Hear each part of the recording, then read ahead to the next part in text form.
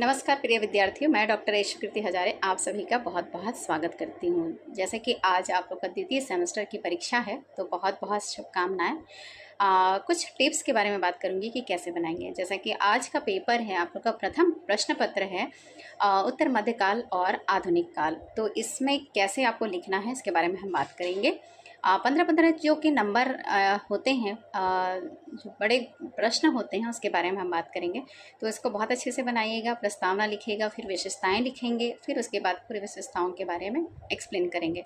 जैसे रीतिकाल से संबंधित प्रश्न हैं, या कह सकते हैं कि आधुनिक काल से संबंधित प्रश्न बचे, या निबंध के बारे में प्रश्न बने, या नाटक के बारे में प्रश्न बने, तो आप इसको बहुत अच्छे से बनाइएगा, छोड़िएगा बिल्कुल नहीं। सबसे पहला बिंदु को ध्यान रखेंगे, क्वेश्चन आपको छोड़ना नहीं है। बहुत अच्छे से सारगर्भित में लिखिएगा, ताकि जो पूछा जा रहा है वही लिखेगा। एक्स्ट्रा लिखने की आवश्यकता तो होती है, लेकिन पहले आपकी प्राथमिकता है कि जो आपको पूछा जा रहा है वही लिखेंगे।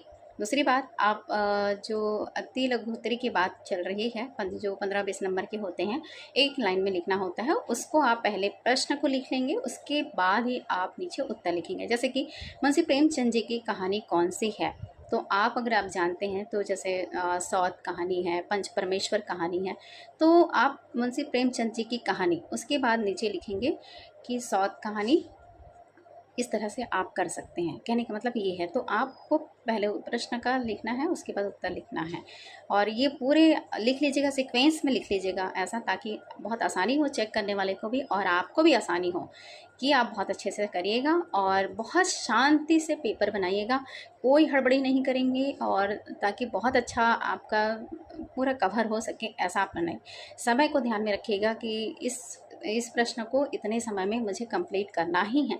ताकि देखिए क्या होता है कि जो प्रश्न बहुत अच्छा आ रहा है, आप उसको बहुत समय दे देते हैं, तो इतना समय आपको नहीं देना है जितना आपको ज़्यादा जान रहे हैं। इसका मतलब ये नहीं है कि पूरा ही क्या पूरा रीतिकाल को आप लिख लें कि रीतिकाल की विशेषताएं क्या है, रीतिबद्ध क्या है, रीति सिद्ध है, रीति मुक्त क्या है, सारी चीज़ें आपको नहीं। जो प्रश्न पूछा जा रहा है उसी का आंसर आप करेंगे। तो बहुत बहुत शुभकामनाएं।